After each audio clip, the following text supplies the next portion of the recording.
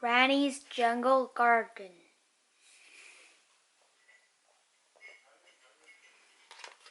Chapter 1. This is a story about my granny. I'm not sure how old she is. When I ask her, all she says is, I'm older than yesterday but younger than tomorrow.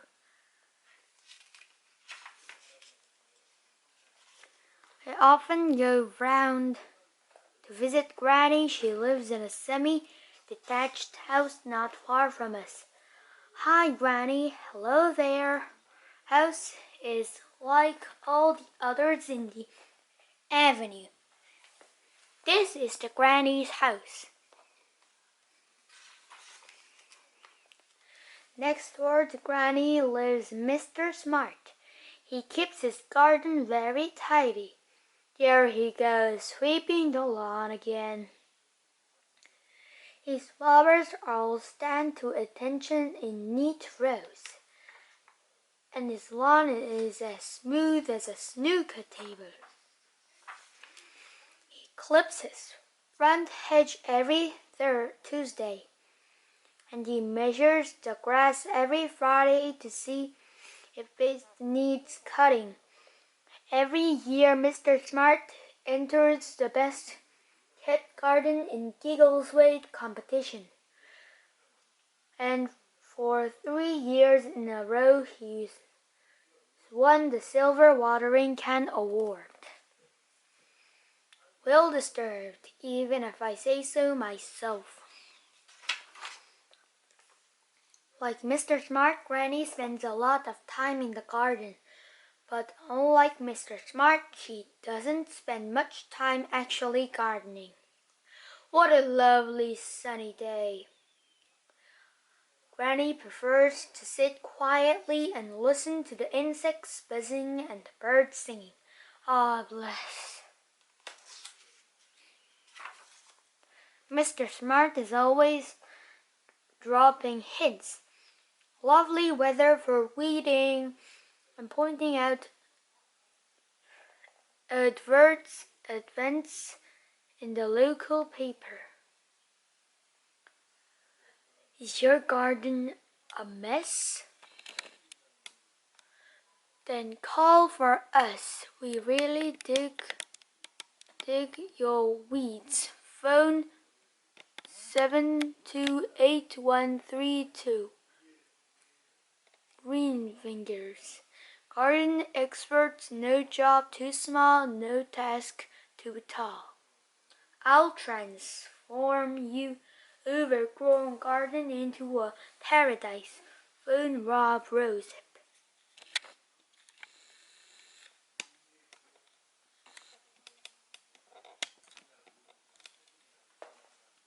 But Granny doesn't take too much notice.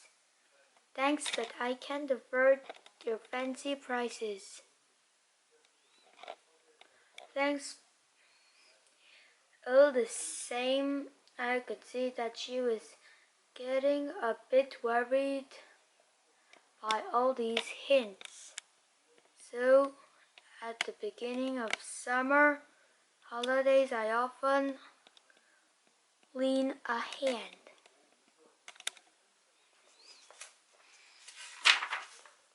Chapter 2. Together, Granny and I got to work on the garden. We chopped down the needles. We cut back the brambles. We dug up the weeds.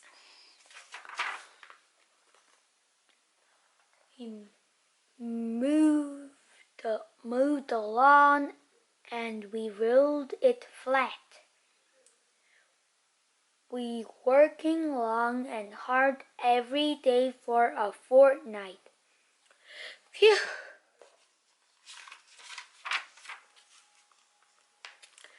At last, Granny's garden looked almost as neat as Mr. Smart's. We sat in deck chairs and looked around us. It certainly looks tidy, said Granny. It certainly does, I agreed. And it certainly did. Even Mr. Smart was impressed. Well done, your garden is like all the others in the avenue.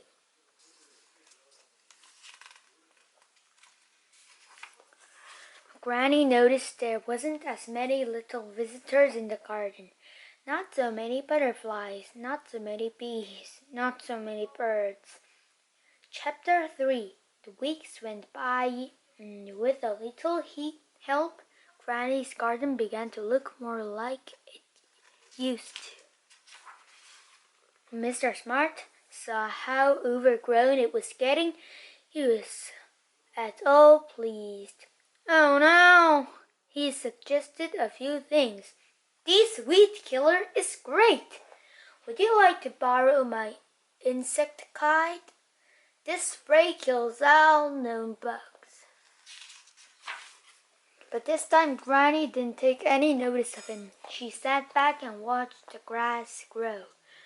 This is getting back to my old jungle garden.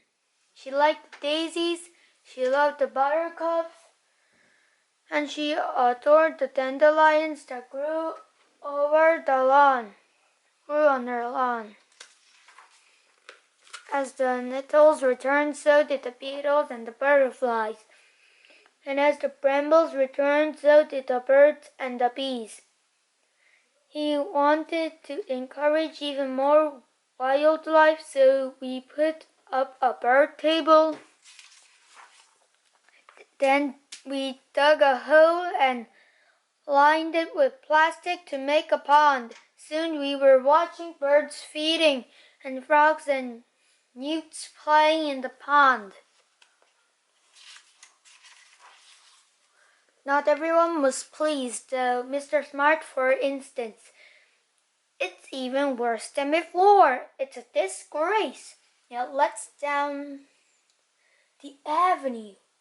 But Granny was happier than ever. She loves spotting grasshoppers and ladybirds.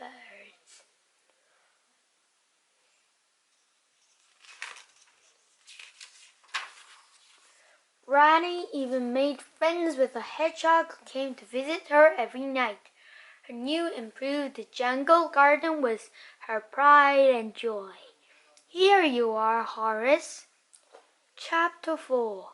One afternoon, Granny and I were putting scraps out of the birds when I heard voices coming from Mr. Smart's garden.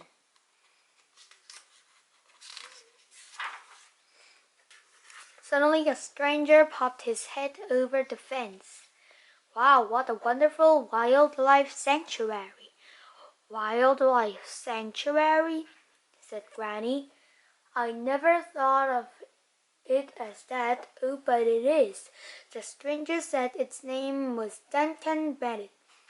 I am judging the Silver Watering Can Award this year. Just then Mr. Smart appeared at the fence. He didn't look very happy. Duncan explained about the competition.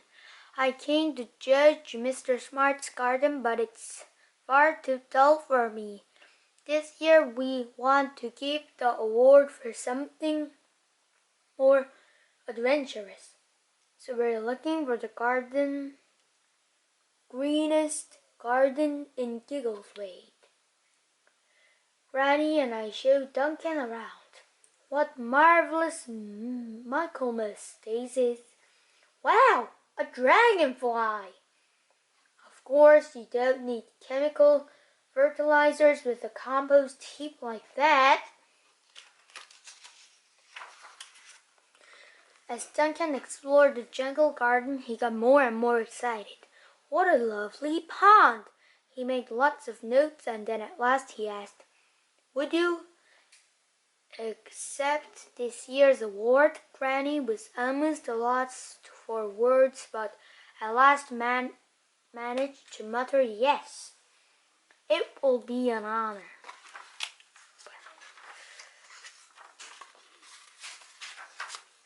Chapter 5. Well done! A week later, Granny received the Silver Watering Can award from Duncan Bennett. Everyone was overjoyed. Everyone, that is, except Mr. Smart. He didn't agree with the result. What's the world coming to? But there was nothing he could do about it. News soon spread about Granny's garden. Before long, she was giving guide tours to complete strangers. Other people in the garden avenue now appreciate Granny's garden too. It's a breath of fresh air.